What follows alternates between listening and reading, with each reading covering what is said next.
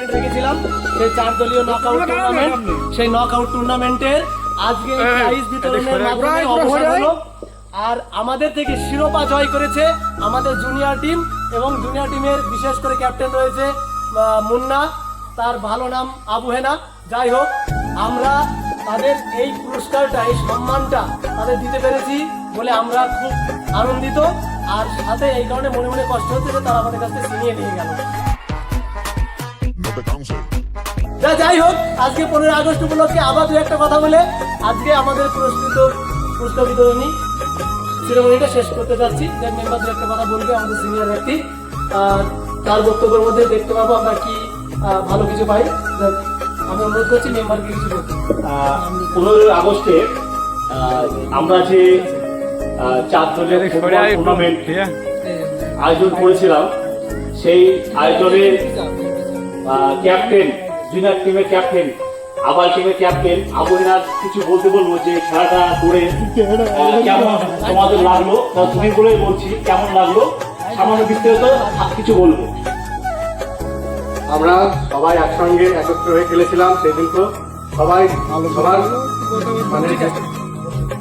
সবার যেটা খেলার যে যাতে দায়িত্ব ছিল, সবাই খুব ভালো খেলেছিল। বিশেষ করে আমাদের টিমের সব থেকে আরিফ চৌধুরী সব থেকে সুন্দর খেলা খেলেছিল, যে বিডিং মাঠ থেকে বলগুলো তুলে দিয়েছিল খুব সুন্দর করে।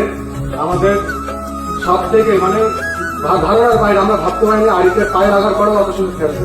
ঠিক আছে, ওর জন্য আমরা খুব খুশি হয়েছি যে আমরা ভেবেছিলাম যে এত ভালো ভালো প্লেয়ারের ভেতরে। আরেকটা বিষয় হচ্ছে যে ফুটবল টুর্নামেন্টটা হয়েছে, এরা কিন্তু কোনোটাই হচ্ছে খেলে জিততে পারেনি। প্রত্যেকটা খেলা ট্রাইব্রেকার জিতেছে। ট্রাইব্রেকারে জিতে কিন্তু ভালো খেলার রেজাল্ট হয় না। ট্রাইব্রেকারে যে কেউ জিততে পারে। অতএব ভালো খেলেছো, ম্যাচ খেলতে গিয়ে ড্র করেছো, পর ট্রাইব্রেকারে 3-3 খেলা ট্রাইব্রেকারে জিতেছো। এতে ভালো কিছু পাওয়া যায় না। আশা করছি নেক্সট যে ম্যাচগুলো হবে, আগামীতে যে ম্যাচগুলো খেলবে 4-5 করে গোল দেবে সিনিয়র টিমকে। পারবে তো? অবশ্যই পারবো।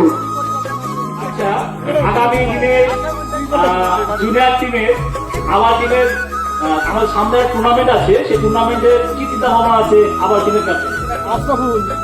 আমরা সবাই একত্র হয়ে সুন্দর করে প্ল্যানিং করে খেলবো সেদিন। তো যেমন ভাবে এই আগের ম্যাচটা খেলেছিলাম 9 আগস্ট, ওইভাবে আমরা খেলতে চাই।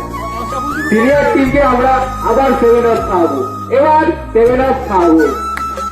আচ্ছা, ভালো চেষ্টা করেছে ওরা, প্রায় জায়গা জিতেছে, আবার বলতে 7 আপ খাওয়াবে। যাই হোক, আমাদের 15 আগস্টের টুর্নামেন্টটা শেষ হয়েছে।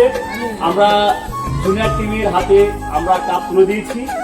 আমাদের নেক্সট একটা টুর্নামেন্ট আছে সামনে, সেই টুর্নামেন্টটা অনেক বিগ টুর্নামেন্ট।